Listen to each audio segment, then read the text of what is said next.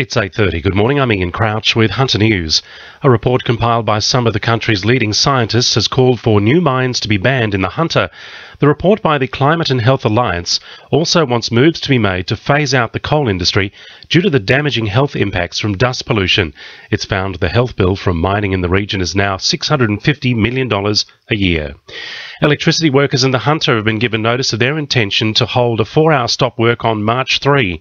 Power workers have been forced to escalate the dispute after management failed to respond to an offer to accept a pay increase in return for maintaining job security ahead of the state government's planned electricity privatisation.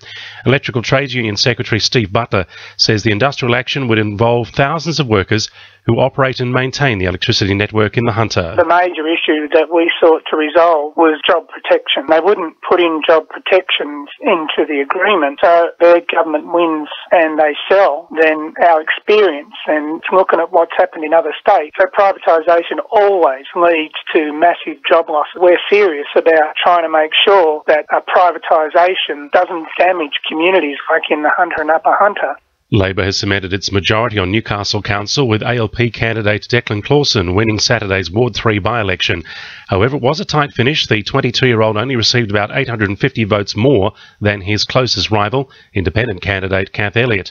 Meanwhile, 1 in 4 voters failed to turn out for the election and can expect a $55 fine in the mail. The state government would lose 2 of its Hunter seats if an election was held today. According to the latest poll, the Galaxy survey shows Maitland and Swansea would fall to Labor based on the predicted swing against the coalition. It's the worst poll for the state government since just after Barry O'Farrell resigned as Premier, with the coalition leading 53 to 47% two-party preferred. Hunter residents are being warned about scammers impersonating Department of Finance officials in attempts to gain personal details such as dates of birth over the phone. New South Wales Finance and Services have been advised about 20 of these scam calls, but there are concerns many more may have possibly gone unreported or undetected. Chief Executive New South Wales Finance and Services Simon Smith says no government finance department would cold call offering money. The caller promises that there's a big refund of some kind of or payment coming from the Department of Finance if only the person would hand over their bank details so that the money could be deposited.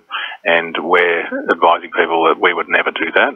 And anyone who cold calls and asks for your bank account details, you should just hang up on them. Morisset Police Station has been the target of a graffiti attack. Paint was used to vandalise the building in Dora Street early yesterday morning. It's since been removed.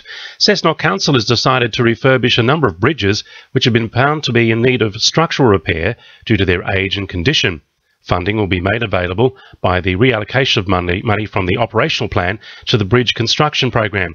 Director of Works and Infrastructure Justin Fitzpatrick Barr says the bridges have been in a poor state for some time. A lot of them have wood decay.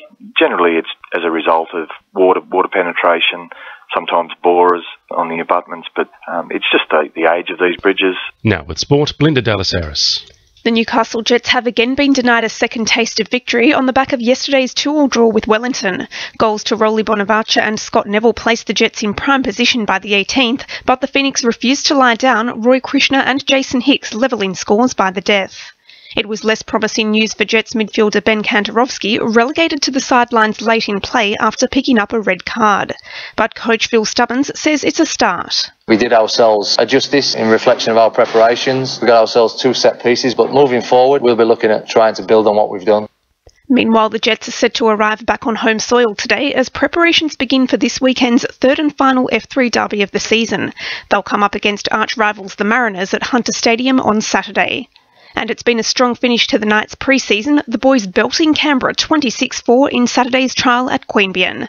That's sport. I'm Belinda Delas Harris. 2 in URFM News Time 26 to 9.